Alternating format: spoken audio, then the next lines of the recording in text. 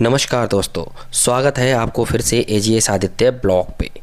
मैं अभी मथुरा के वृंदावन श्री बांके बिहारी महाराज जी के मंदिर के पास स्थित हूँ।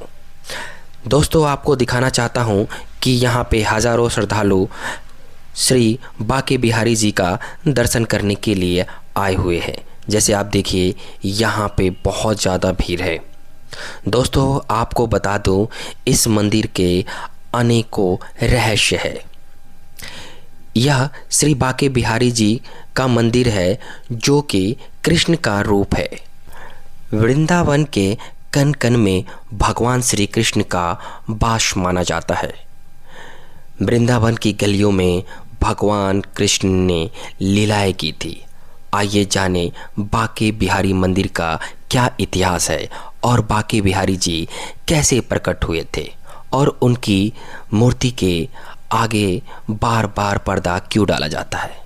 दोस्तों, पौराणिक मान्यताओं के अनुसार स्वामी हरिदास भगवान श्री कृष्ण के अनन्य भक्त थे। वे हमेशा भगवान कृष्ण की प्रेम भाव से निधि वन में भक्ति किया करते थे। उनके हृदय में भगवान श्री कृष्ण बसे थे। भगवान कृष्ण ने स्वामी हरिदास की भक्ति से प्रसन्न होकर उन्हें दर्शन दिए और निधि वन में काले रंग की पत्थर की मूर्ति के रूप में प्रकट हुए। कुछ दिन तो स्वामी हरिदास ने निधि वन में ही बांके बिहारी जी की पूजा की। उसके बाद अपने परिजनों के सहायता से बांके बिहारी मंदिर का निर्माण करवाया। ऐसा मानता है कि जो भक्त बांके बिहारी के दर्शन करता है वह उनका ही हो जाता है। भगवान के दर्शन और पूजा करने से व्यक्ति के सभी संकट मिट जाते हैं। इस मंदिर में बिहारी जी का काले रंग की प्रतिमा है। मान्यता है कि इस प्रतिमा के समक्ष श्री कृष्ण और राधे समाये हुए हैं, इसलिए इनके दर्शन मात्र से राधे कृष्ण के दर्शन का फल मिल जाता है। हर साल मृगवर्ष मास की पंचमी तिथि को बांके बिहारी मंदिर में बिहारी जी का प्रकटोत्सव मनाया जाता है।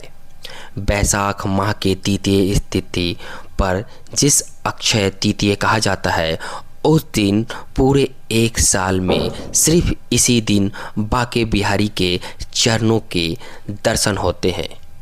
इस दिन भगवान के चरणों के दर्शन बहुत ही शुभ फलदायक माना जाता है। बार बार पर्दा लगाने की कथा है। पहले यह परंपरा नहीं थी। कुछ लोगों के अनुसार करीब 400 साल पहले बांके बिहारी जी के मंदिर के आगे पर्दा नहीं लगाया जाता था।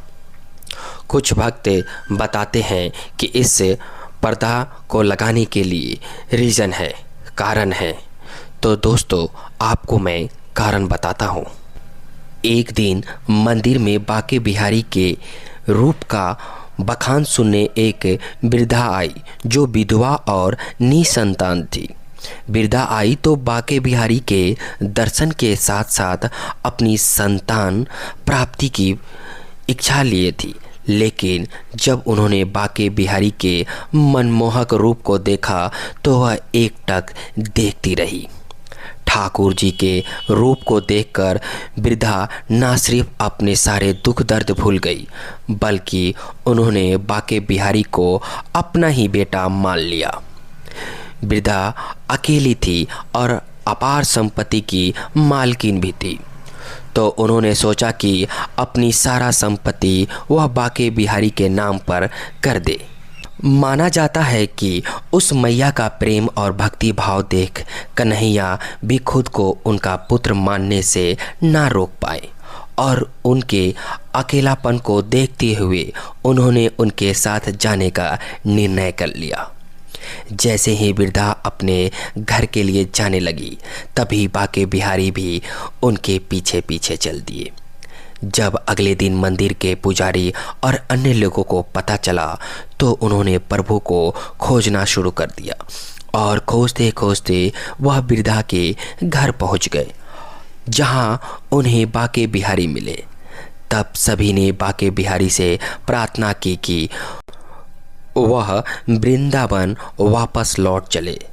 तब कहीं जाकर बाके बिहारी जी मंदिर में लौट आए और तभी से हर 2 मिनट के अंतराल पर बिहारी जी के सम्मुख पर्दा डालने की परंपरा शुरू हो गई।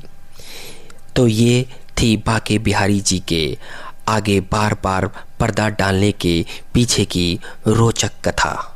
दोस्तों, आपने हमारे चैनल को अभी तक सब्सक्राइब नहीं किया है तो सब्सक्राइब करना ना भूलें।